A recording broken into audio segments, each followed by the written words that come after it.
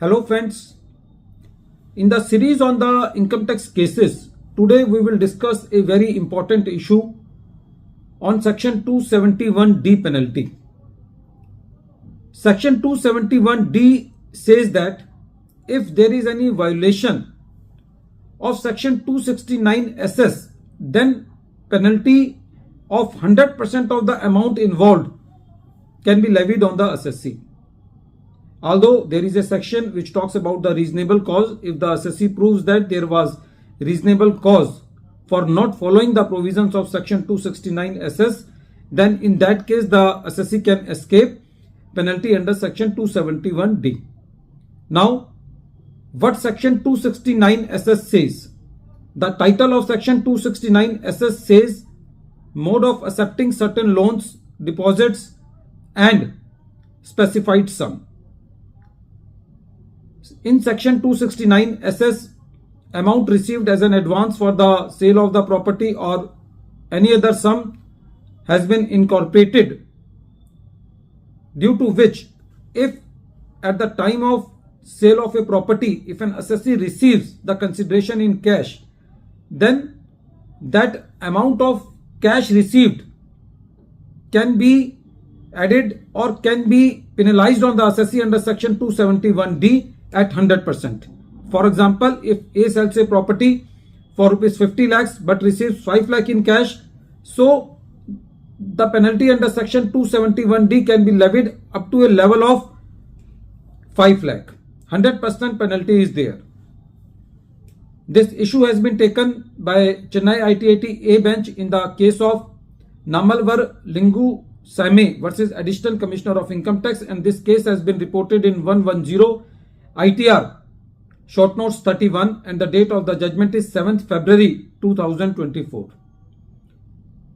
In the present case, the assessee sold a property and received an amount of rupees 1 crore 60 lakh in cash for the sale of the property.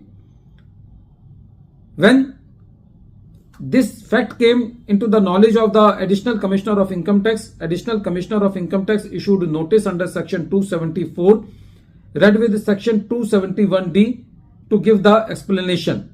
The assessee filed the explanation that there are some mistakes in the drafting of the sale deed, and actually there was some debt due to the assessee, due to which the assessee sold the property to the purchaser, and through the sale of the property that debt has been settled. But in the present case, the assessee was not in a position to substantiate his stance, meaning thereby that the confirmations were not filed which prove that the assessee was actually having a debt towards the purchaser, and some other circumstantial evidence was also not given before the Additional Commissioner of Income Tax. So he levied the penalty under section 271D in the lack of evidences.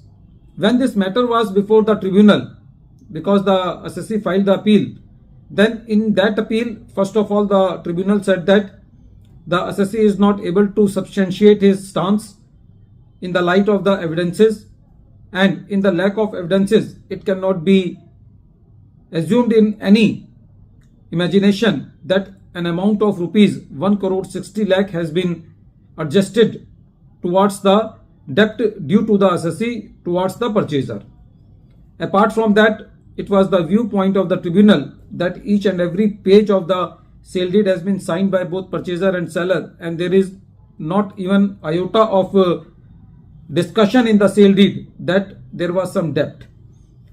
And moreover, it was the contention of the tribunal that if there was some mistake in the sale deed, then it was the duty of the seller to approach to the registrar to get it rectified. Since the assessee has not taken these steps, and the whole story which has been narrated by the assessee has not been substantiated with the evidences, then in the lack of evidences, it cannot be said that there is reasonable cause for accepting the cash, and the ITIT confirmed the penalty. Friends, from this case, we learn one thing, that we should tell that story which we can substantiate, because in the lack of evidence, we cannot prove our point.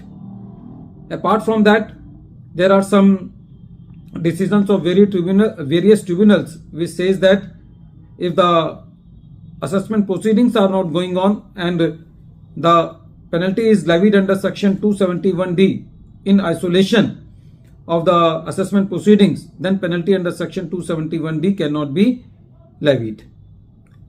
At the end of this video, once again I am repeating the name of the case. The name of the case is Nammalvar Lingusamy versus Additional Commissioner of Income Tax, and this case has been reported in 110 ITR Tribunal, short notes 31. The matter has been decided by Honorable ITAT A Bench of Chennai, and the date of the judgment is 7th February 2024. Thank you, friends.